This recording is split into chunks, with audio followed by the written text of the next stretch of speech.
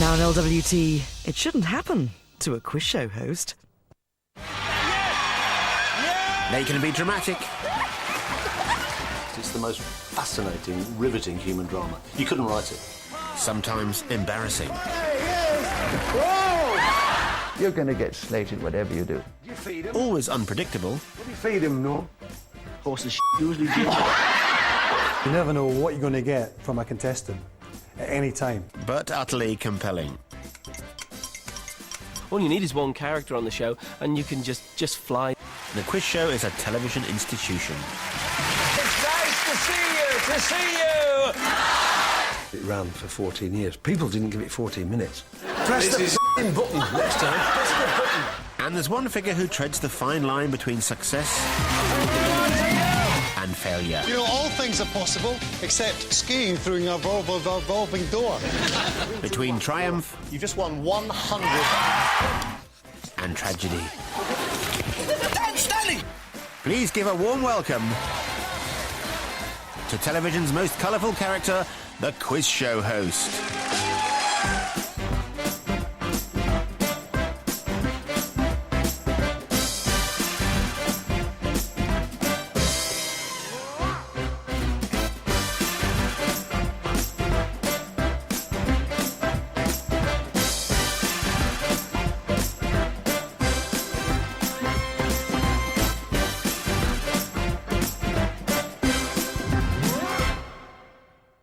A good quiz show host has to be like a really good host at a party.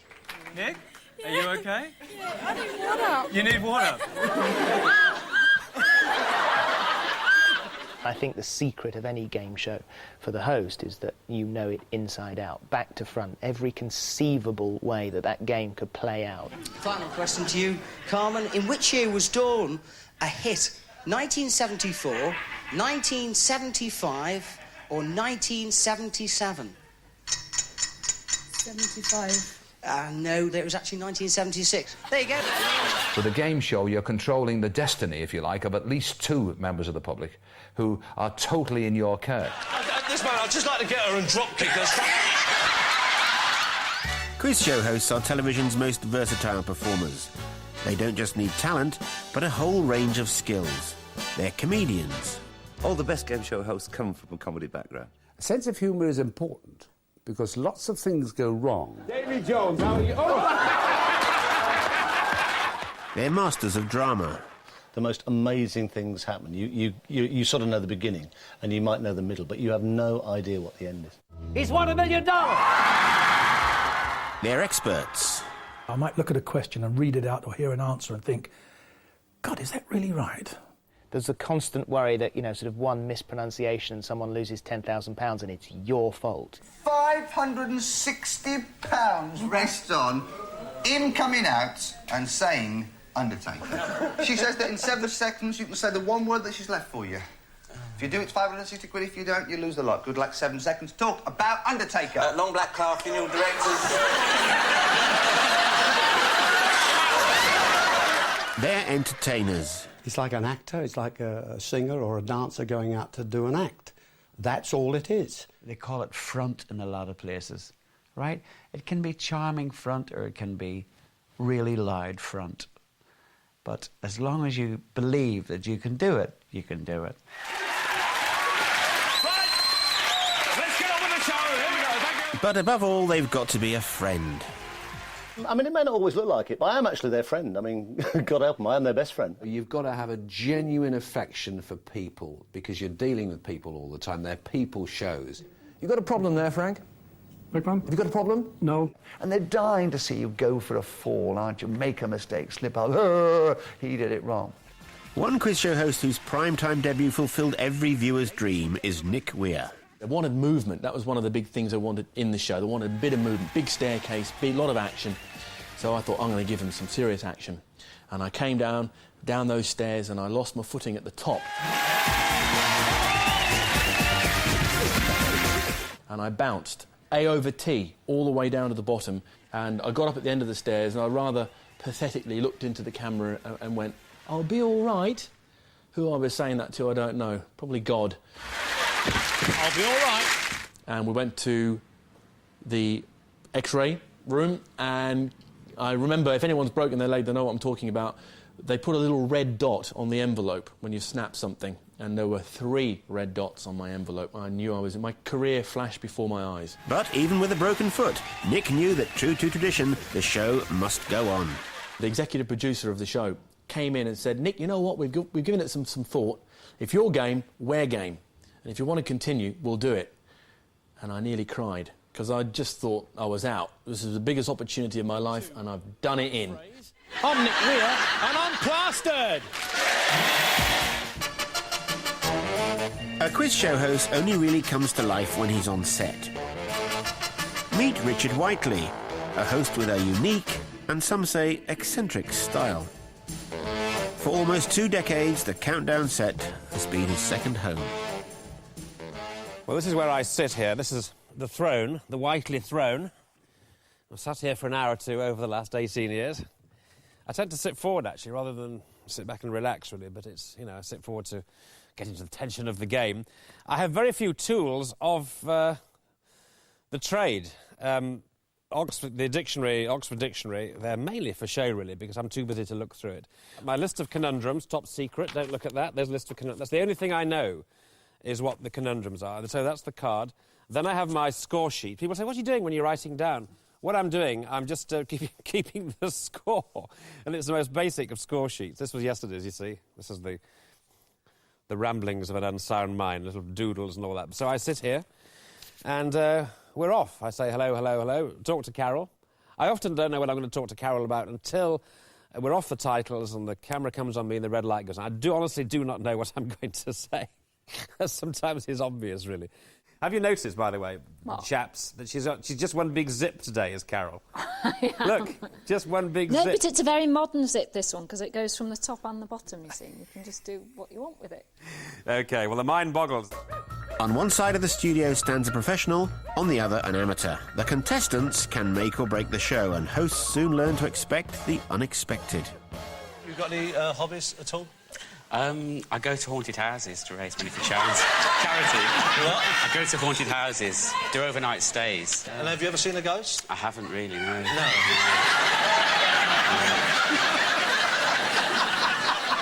How many times you been? 3 times. 3, and you haven't seen any? Not yet, no. I felt a draft, though. I like contestants who are a bit eccentric, who go that little bit further. It's great to have them. They make my job that more easier. We're in the hands of the gods. It's the only kind of thing we can't account for. You could have the best personalities there, but as soon as you put them on camera, they die a death. Why for Uganda? Why for Uganda? I know what you're saying. It's all right. The first time you see this character, you think, what are you going to be like? And for me, that's a lot of the excitement as well. Like, what are you going to be like? You know, and it's me and a complete stranger going on some sort of adventure for 5 minutes, an hour, whatever. 7, 8, 9... There you go! And vivacious Natasha! Come on! Down you come! Whether it's down to tension, apprehension, or just plain stupidity, when the quiz show contestant opens their mouth, almost anything can come out. Tell us about the leek growing. Well, I'm the secretary of the local leek show, the British Legion leek show. What do you feed him, no? Horses usually do.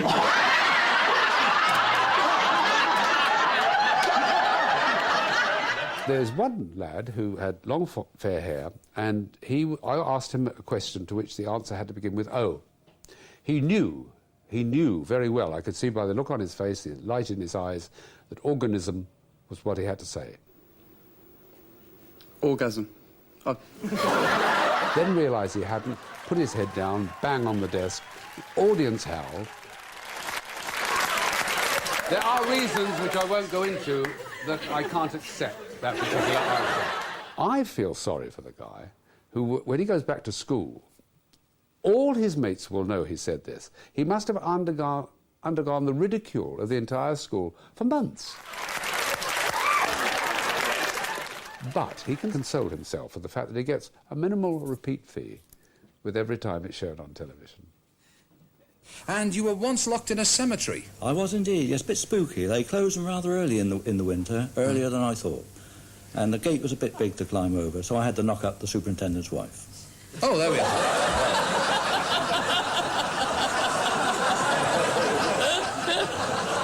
people who give the silly answers are just great. You know, I love them. The guy who said, name a bird with a long neck, and he said Naomi Campbell. The question was, what should you not do if you live in a glass house? And she pressed her buzzer and said, take a bath. Name something associated with Dracula, and he said Bob Monkhouse. Supply the missing words to complete the title of a children's story. The Princess and the... Porker.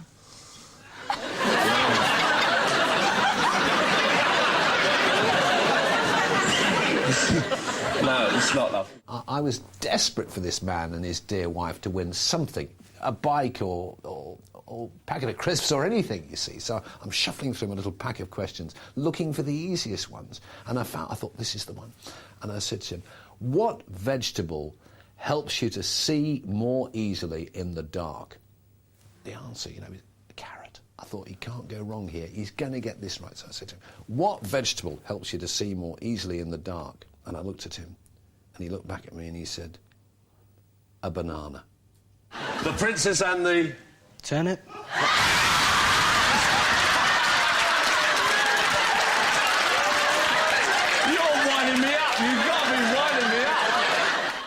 Perhaps the classic example of contestant madness was recorded in 1983 on Ted Rogers' 3-2-1. The question was something like, this was a German composer. You're bound to know his Handel. Who is it? God, I used to have this at school. Well, you were nearly there. Handel's water music. Well, so who's the composer? No, Chopin. Mendelssohn. And it never... It wouldn't come out, you know. Handel just wouldn't come out. Yes, so I can offer it to you. It certainly wasn't... you said it was. No. Any idea? Beethoven? No, it wasn't Beethoven. Even booking celebrity contestants doesn't guarantee you an easy ride. I had 6 very happy years with 10 major stars on the show every week and had no problems whatsoever. A bit of trouble with Rod Hull and Emu. Anybody can do it. Anybody can do it. You're right. Stop.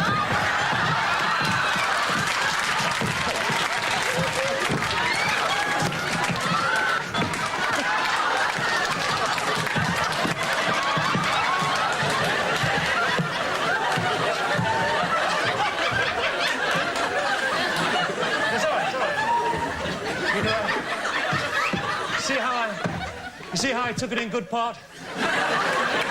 To me, it's a bit of fun, that's all it is. Going on the floor, cards all over the place. I like that kind of thing.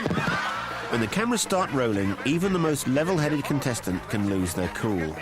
It's down to the host to help them relax. Jane, it's just a game. The ones full of bravado, who would come along and knew it all. But the moment the lights came on, the moment the cameras started rolling, then they clammed. Luckily, the host has a few tricks up his sleeve. Firstly, take a genuine interest in their hobbies. And how many crosswords do you do a day? Compile or solve. OK, well, I hope you have some fun today. Alec? She came and said, I've been on a sponsored slim, you see. I said, how much do you owe them? And she looked, I thought, I'm dead. And luckily, she laughed. Sally, your hobby is singing. What sort of singing? Classical music, mostly. Would you care to give us a little trill? One fine day we'll notice. Fine, don't call us. Thank you very much indeed, Sally. That was super. Thank you very much. Absolutely delightful. Secondly, get them chatting about their partners. Has your wife got a nickname for you? Super Sperm.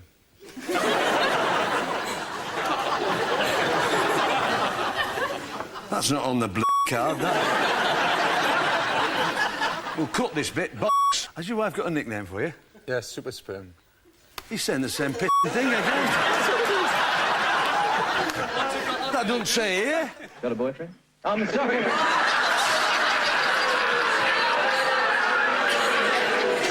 A girlfriend? Have you got a girlfriend? No, I'm gay. Sometimes it's less about being the nice guy and more about keeping the contestants in line. I used to use a technique where if I was sitting next to them, when I wanted them to be quiet, I would squeeze their knees. There's no real way. I mean, sometimes you just have to be quite rude about it and say, shut up. Well, I don't know about the class. No? They slaughtered it, didn't they? The Goon Show? They did indeed, Fred. Time, Yeah, we do sympathise with each other, don't we? Anyway, the best of luck to you two as well. Stop talking, Fred. I tell you what I tend to do is kind of speak very snappily. Say, yes, fine. And do that, you see. And they suddenly, just give them a minor culture shock. And when we don't know, don't shout it out. Nobody likes a smart aleck. Thank you very much. Just come out of the Mr. Nice Guy image, just for a split second, put them in their place, and then carry on. I think in 1,800 games, I've had, I think, 3 contestants who have opened their mouths to speak, and I've said, I'm sorry, the decision has to be final. And I look at them like that. I don't know why you're smiling. That look normally crucifies them.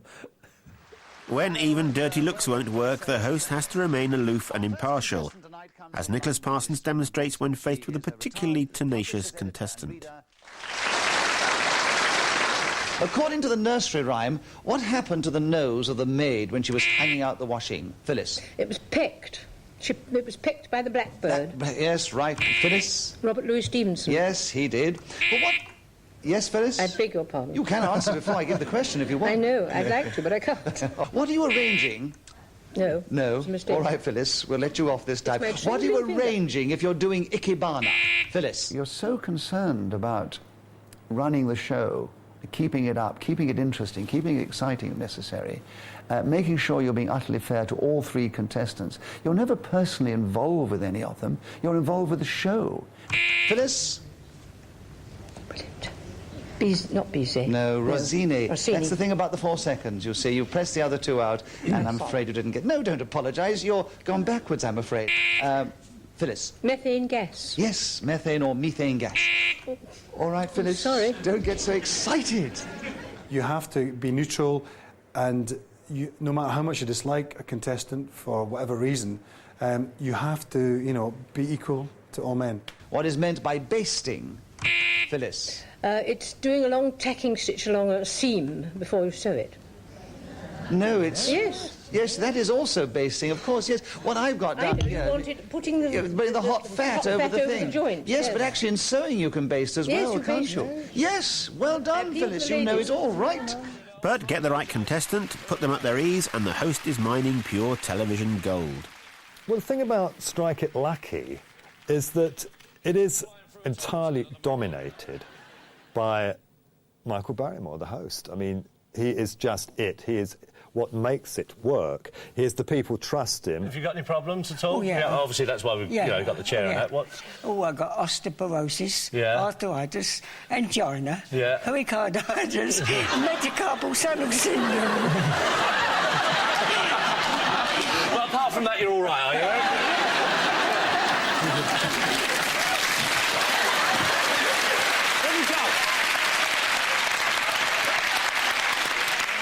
If I'm doing Strike It Rich with Michael, then obviously I want a particular sort of personality. He can bring the best out that will enable him to show the qualities of them. I want people who aren't too self-conscious. I want people who are prepared to have a laugh.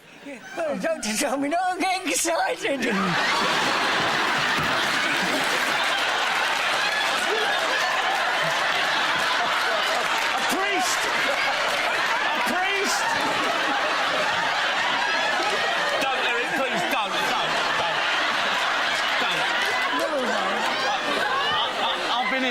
For everything you can imagine. I don't want this. Coming up in part 2, problems with props. I can feel it's going to be a good one. Now that's a world record. All of a sudden, this particular square came off where it was so rude. Behind the scenes of Family Fortunes with the Harris family. What is the Kremlin? Mum thought it was where you got cremated. And we meet the glamorous quiz show hostesses. Really silly lupins are what grow in my mum's front garden. I didn't mind being a Lady Lovely.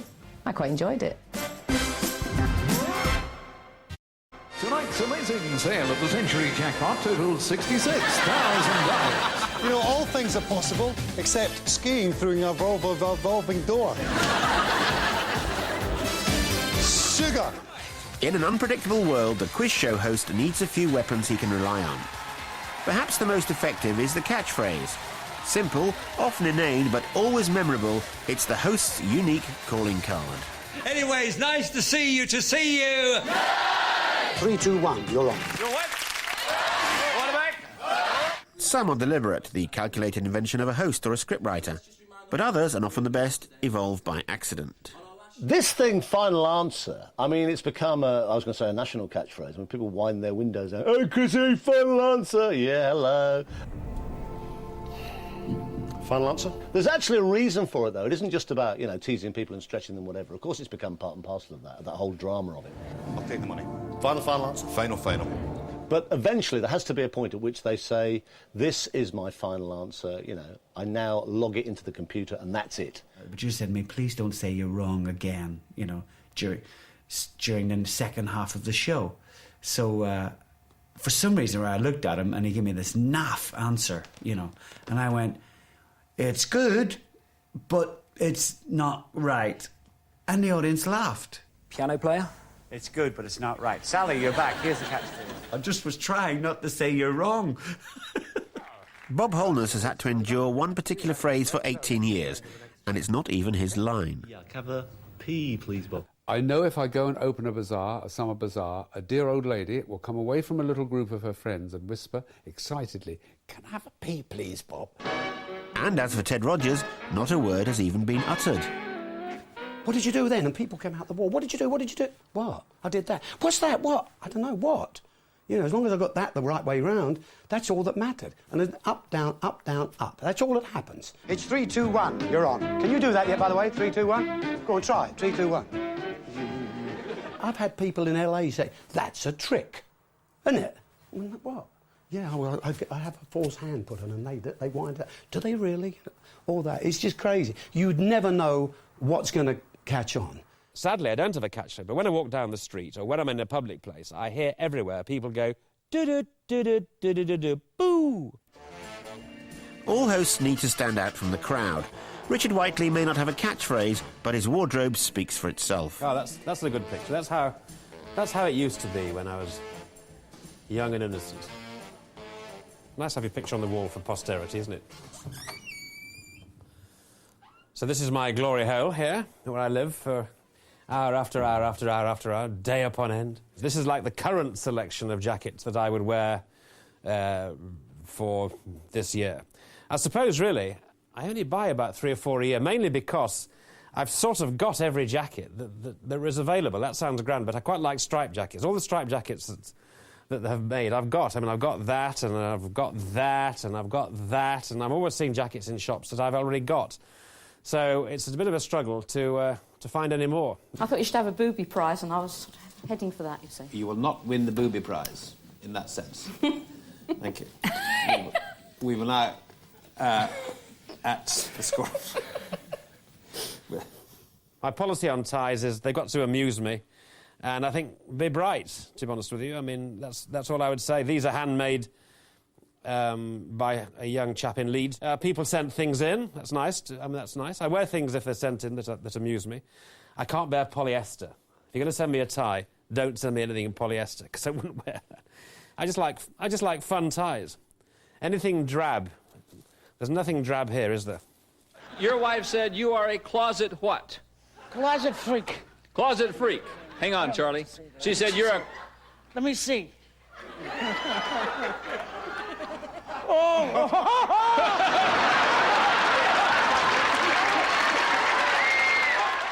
Well, here in the Countdown studio with our contestants, our live audience will also be...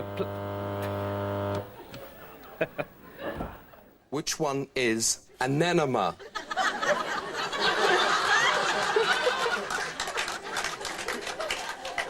That's something medical, isn't it? That's not a flower. Carlton Studios in Nottingham. 2 episodes of Family Fortunes are being recorded today. It's a prime-time show with big-budget prizes. As always, Les Dennis is the host. How are you doing? All right? Your name, Sis? Sharon. Oh, and you're Sharon. You'll be good. What's the family name? From? Harrogate. Village called Harrogate. OK, excellent. Thanks, Keith. You're the? From? Leafin. Nice to meet you. You're the? From? And you're the? Harris's. From? Scotland. Great. You're going to... Scotland? Snotland. Snotland? Where's Snotland? Snotland. Snogland. All right. Loads of kissing. The Harris family are one of 4 families in with a chance of winning £5,000 and a holiday or a car. And I wrote in 18 months ago and we didn't hear anything for quite a while. And then about 6-7 months ago we heard that we had an audition. Went up for the audition. In London, wasn't it? In London. Yeah. And all kept our fingers crossed since then. And we got on. This afternoon we'll do a little rehearsal, we'll run through, and you'll find that you're probably more nervous this afternoon than you will be tonight.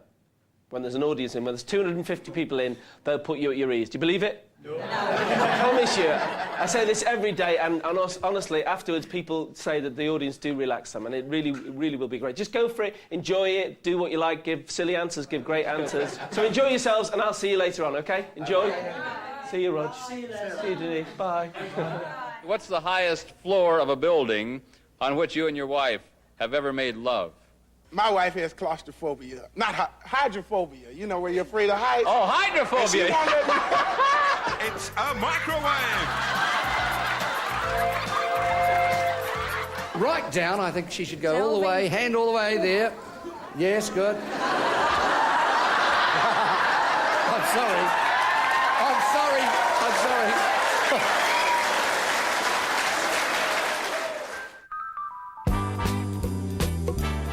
Alongside the host stands the glamorous assistant, there to add sex appeal, sophistication and style. In the past, hostesses tend to be chosen for their beauty rather than their brains. Well, on your right, we have Tony Gold from Horton Lee Spring, Tyne and Wear. Wrong way around, darling. Tony Gold. Yeah, that's Chris. Lupine refers to which kind of animal? Hurleys. A turtle. No. Michelle, have you got any ideas? Lupine? You're really silly. Lupins are what grow in my mum's front garden.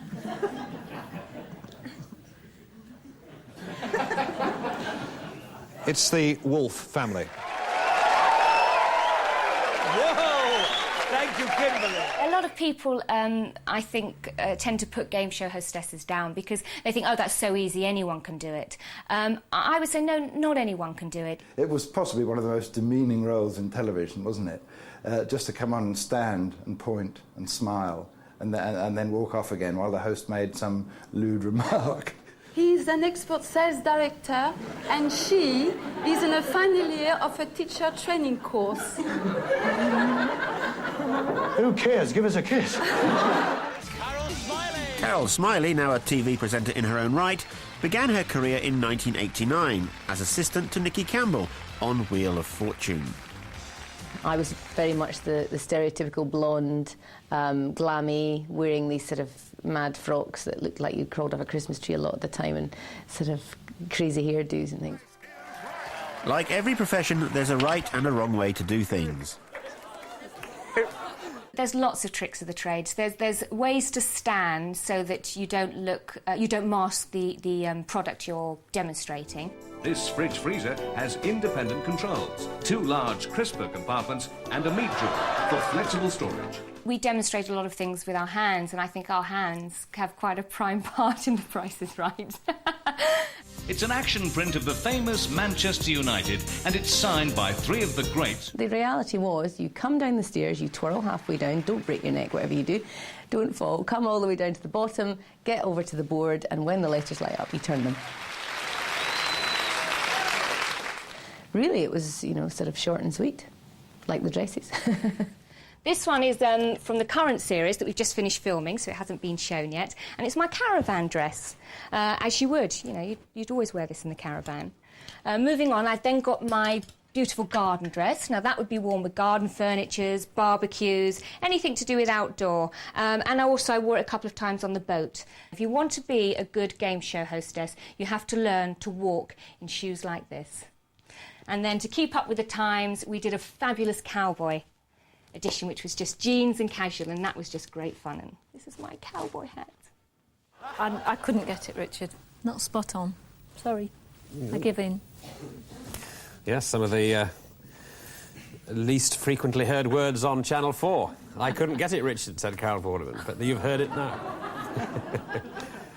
I have to say that last week I discovered a hole in the wall between her dressing room and mine.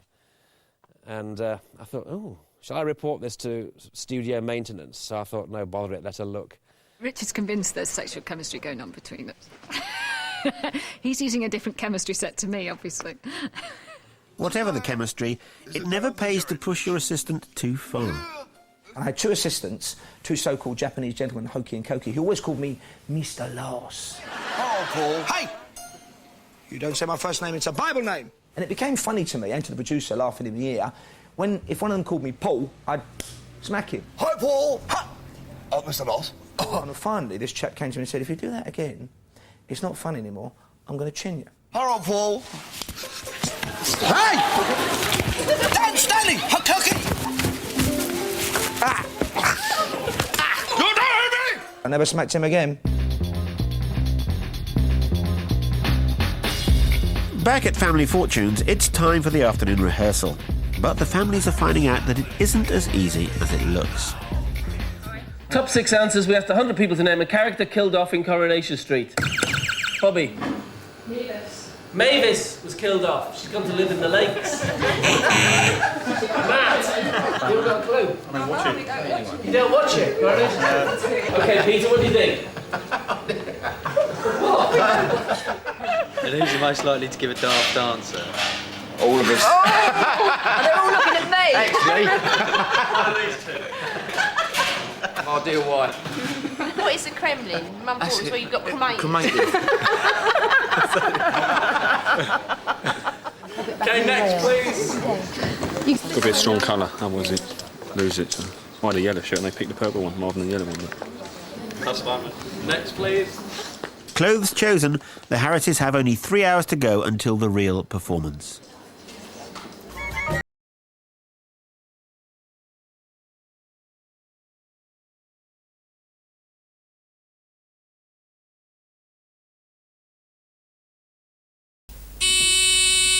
Well then, that's now got right through our first... We've had one person once who managed to bend over and turn the wheel in the opposite direction. Doing so, managed to lock up the mechanism. Stephen. The wheel is moving. I mean, I think it cost us 7 or 8 hours because it's a quite traditional wheel, if you like, and we had to get the kind of, the welders in. So they were underneath welding away for hours on end. So, but that hasn't happened too often. On Countdown, they leave nothing to chance and keep things very simple. Well, this high-tech machine is the conundrum board, and it's when it's the conundrum, one of the stage crew does this and turns it over. I mean, here we are, the year 2000, and we're turning a mangle. Look, but it works. Even when the machinery works, props can still be unpredictable. What do you think it is? Tip the waiter.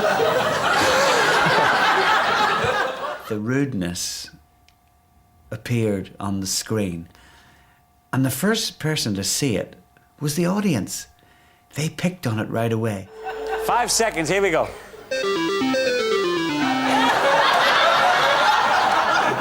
Marita. Song and Dance Man. Song and Dance Man's good, it's not the one. Sean. The young man, he picked it up, and the girl was trying to, and she was very, very serious about it. She hadn't picked up any comedy at all in it. And the audience got really out of control, and all of a sudden this particular square came off where it was so rude. Well, I thought, how are they going to show this and what have you? So I just went to pieces. Sean, 5 seconds, here we go.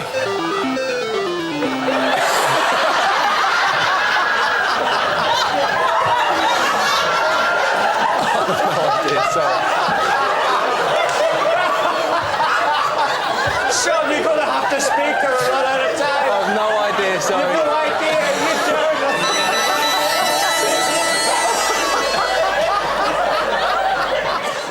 I thought it was a gag. I thought, I'm being stitched up, they'll never show this type of thing. And then at the end, it all turned out it was only your dirty mind. Sean! Snake charmer. One of the reasons, of course, that everybody watches Countdown, especially in student common rooms and student flats, they are looking for a naughty word. I mean, I know they're looking for a naughty word.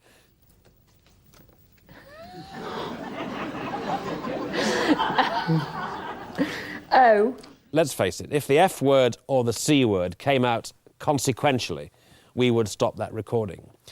If within the selection of 9 you could make, if you like, the F word and the C word, well, that's a matter for you at home, you know. If you can't do better than a 4-letter word, well, good luck to you, but we would let that go.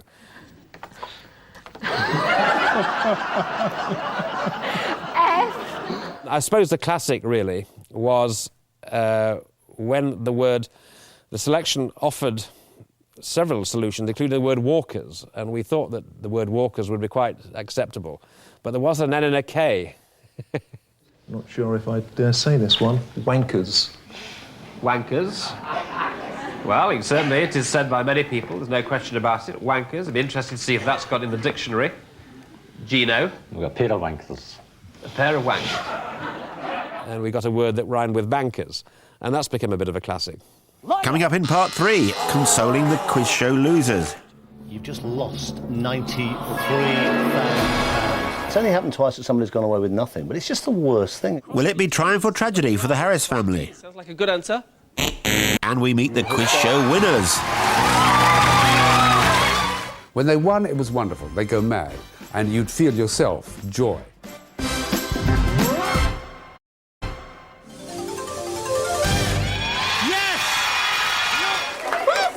Chinese.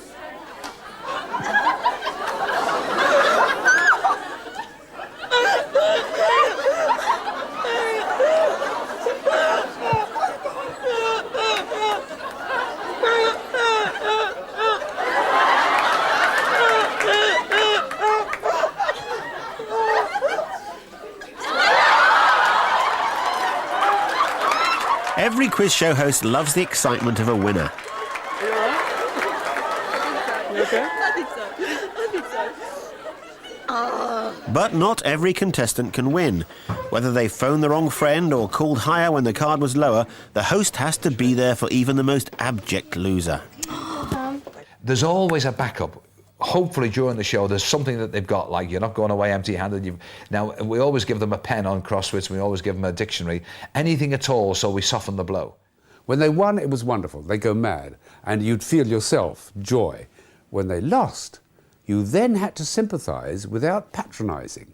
And it's a terribly difficult thing to do. A loser's the hardest thing for a host to get away with, because he's got to end that show and get off the screen with good grace, standing next to someone who's utterly miserable, having lost a fortune, or not won a fortune at least. Light it up! Jane, I tell you what, hang on a sec, hang on. I tell you what, I'm going to get into so much trouble for this. I'm going to give you that holiday, Jane, because you haven't had a holiday in a long, long time. I'm in trouble, but I think you deserve a holiday. You go away and you have a lovely time. Thanks. All right? You're going to love that. All right? That's my pleasure. You have a lovely time on holidays, all right? Whilst the host is sympathetic on screen, off screen it can be another story. Well, oh dear lads, dear, I can't say a lot, can I? What can we say? At the end, we had occasion when people had lost everything. So they go to the phone, and we used to stand, terrible, we used to stand just on the opposite side of the corridor and listen to the conversation. And you get this, hello, Mary, hello. And she's obviously said, have you gone? And he said, oh, we've had a good day. The next question is, what did you win? Well, we've got a washer, haven't we? We've got a telly, and our car's all right. What? And put the phone down. Get such a bollocking from the wife, because she's learnt in 20 seconds that they've just lost £7,000. The consolation prize is another way of softening the blow. Over the years, hosts have relied on everything from customised dustbins to a brass chequebook and pen to ensure nobody goes home empty-handed. There's a character in here too. There's a ceramic dusty bin. Would you believe it? Look at that. Isn't he sweet? You've got your goblets and your tankards and your bullies, that's fine. And you do have the flowers and the decantering glasses. Yeah, we'll see you upstairs for a drink. I'll give you some idea how the game show prize scene's altered over the last 2 decades. The first series, 1981, this was one of the prizes they got. This. Now this is a chalk holder. You know, they've been great contestants, they've battled really hard, they've had lots of fun, they've won nothing, and you say, hey, but you've got a Wheel of Fortune watch. But you're not going to go home with nothing. You've got quite a lot. I've said this.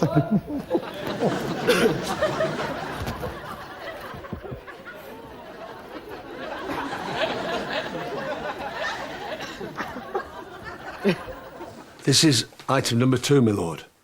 Set of bullseye darts, the weight on. And we were proud of the fact that they were tungsten darts. Tungsten. Here, nickel tungsten darts. Now, don't say they're not going home empty-handed. I'll say they got home with nothing.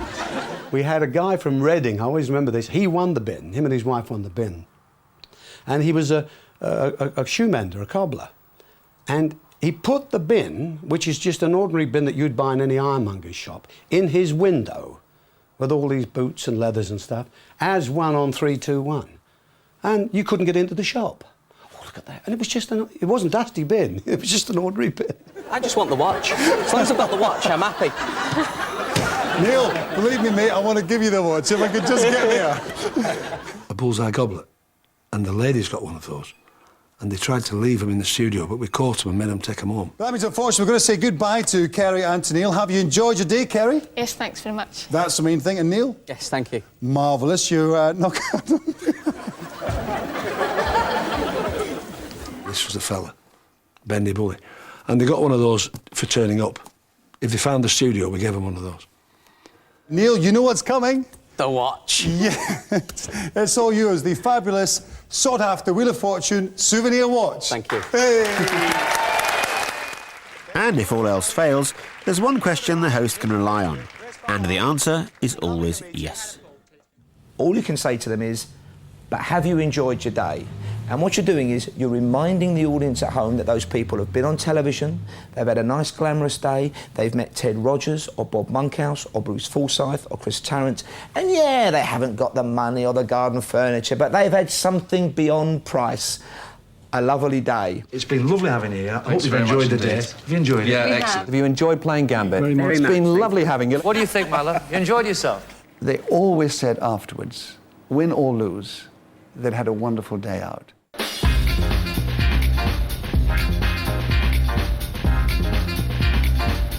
Back at Family Fortunes, it's showtime. The Harris' show is second to be filmed, and that means an anxious wait in the green room before their chance to win the car. That's how we did with the first question. Something every football team should have. You said a coach. Our survey said 16 people said coach, but it isn't flashing, so we can't get the car. The top answer was players and was worth 27. So we've got 83. We now need 117. Earlier on, I was very nervous. Well, not very nervous. I think I got myself into a point of excitement and I couldn't come back down. And we gave up smoking a week ago. So I was sitting there thinking, I need a cigarette. But now I'm fine, yeah. Can't wait to get in there now. Second show, are you ready?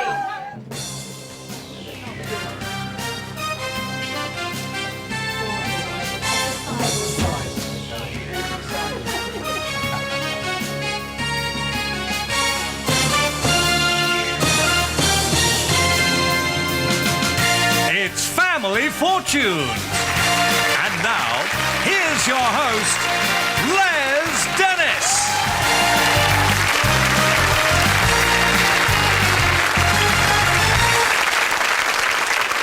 Brenda, what do you think? The road. You can cross the road. Yes, it's a top answer. Well played. Oh, I don't know about that. You don't know about We'll that. go What do you with think? that. What do you think, Matt? Cross your T's. Cross your T's and dot your I's. Cross your T's. Sounds like a good answer. It is a good answer, but it isn't there, so the Littles have a chance to steal. We're looking to steal for Cross the Channel.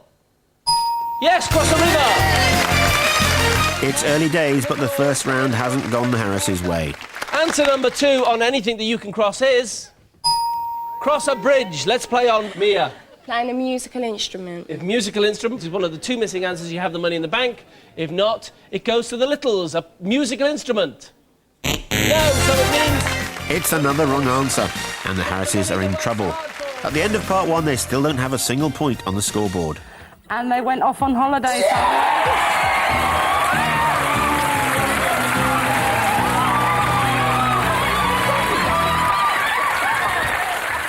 Winners are a dream for the host to deal with, especially if they let their excitement get the better of them.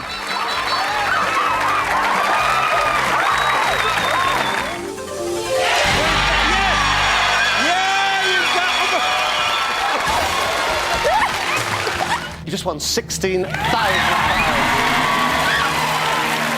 I think there is a point at which you think, yes, you are going to be a big winner. And actually, everybody at home does it as well. They go, yes, oh, this woman could go all the way.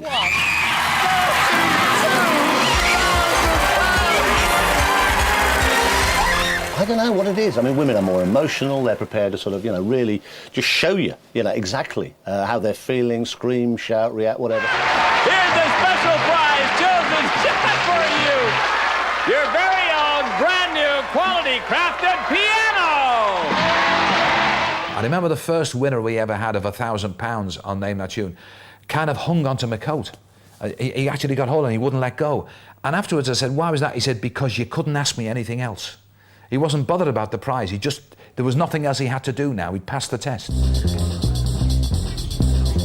With just one last chance to get some points on the board, the Harrises are getting ready to play part 2. Top 5 answers in this first double money game. We asked 100 people to name something associated with the 60s. Eileen. The Beatles. The Beatles is the top answer. What do you want to do? Play or pass? Play, rejoin the Harrises. You need to get your heads together because you need some money to get back into the game. We're going to go with Mods and Rockers. OK. If Mods and Rockers is there, I think that was more the 50s, but we're going to have to go for it. Looking for, otherwise, the Littles play big money. Mods and Rockers. No, so...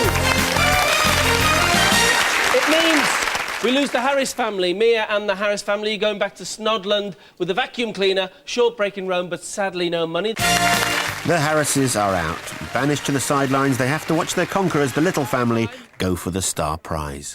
16! We've got the £5,000, right. We can go on now and see if we have the car as well. You said tennis.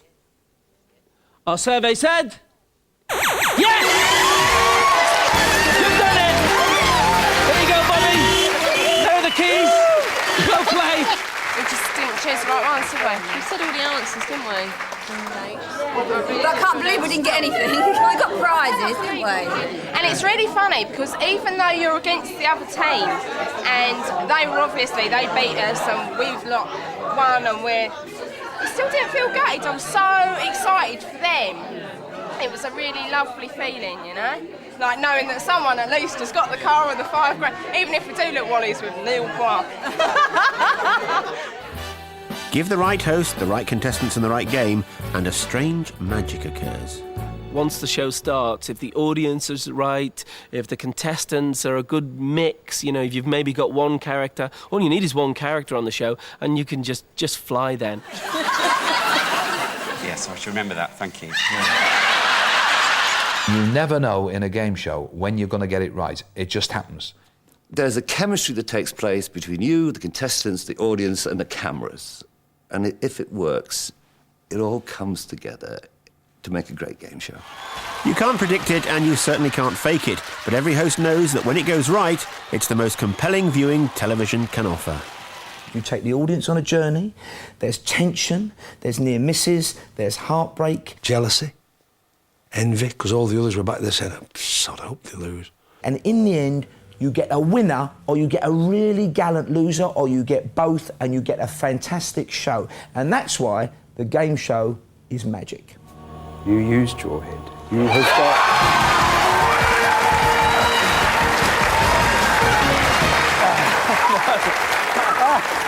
It is the most exciting drama you'll ever see. At its best, it's just riveting.